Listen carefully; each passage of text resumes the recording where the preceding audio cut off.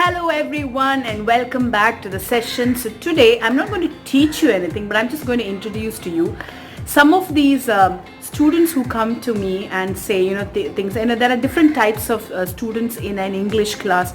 So I just want to introduce those English English moments, English school class moments where there are different types of students. I'm going to introduce different types of students who are commonly seen in an English class. So the first one is the appreciative ones. They always appreciate you. They say, ma'am, what a class, ma'am, awesome class, awesome presentation.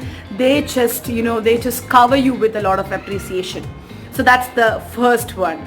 So the second one is the vocabulary one. So for them, you teach them grammar, you teach them sentence corrections, you teach them essay writing, you teach them letter writing, you teach them anything, but they always come up to you and say, ma'am, what should we do to improve our vocabulary? Because most of these students who ask about vocabulary, they actually feel that vocabulary is the only way that you can learn English.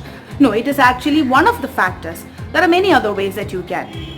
So that's the second one, the vocabulary ones. They always are bothered and concerned about the ways and methods that they can learn vocabulary. Then comes the third one, which is the question paper ones. Now the question paper ones, after the class, they always come up to you and say, ma'am, is it possible for you to actually collect all the 2000 question papers from 2010 onwards? So it's very useful because question papers, if you work out, it really improves, right? So they give you suggestions, they tell you about what the importance of question papers, and they ask you if there are any possible way where you can get the question paper. So that is the third one. Now the fourth one, very commonly seen, and I've seen in my 10 years of teaching in an institution, I have seen this kind of people a lot. They are the mistake pointers. For them, an English trainer should never make a mistake. So they always try to point out your mistakes just to make them feel good and make us feel miserable sometimes.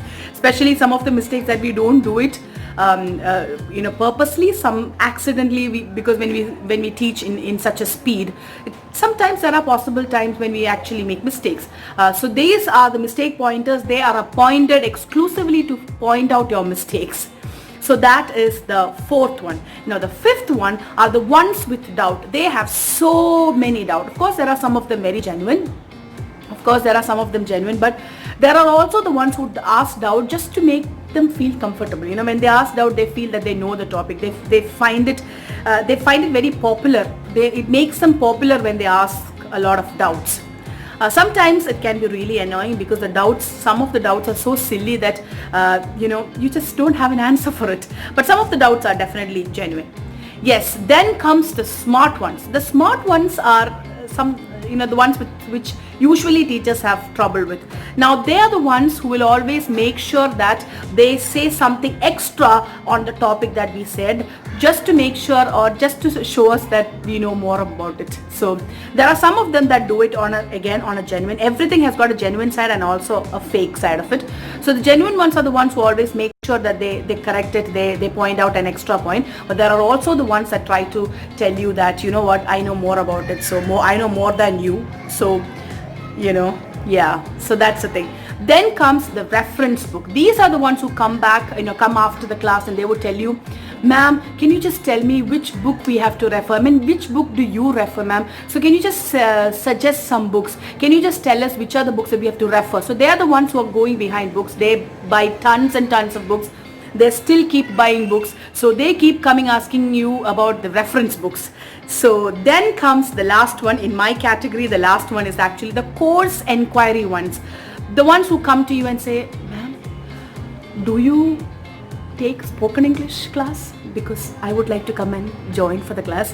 So they are the course enquiry ones. They are one of the reasons that most of the teachers in an institution that they're already working, they tend to start another institution, because the number of students who come and ask you about whether you have a personal classes or whether you take personal training encourages them, or even encourages them to start their own institution. So these are the last ones. And because of the last ones, there are several institutions in in every district, in every state, I guess. So these are some of the it's just for fun. Don't take it to your heart. These are some of the students that I always faced when I was in an institution, when I was teaching in an institution. So I find it very funny, and I also enjoyed some of them. Yes, I had some tough times with some students, but it was amazing. The journey was amazing and still going. Alright, hope you enjoy the session with the different types of students that you see in an English class. Bye-bye.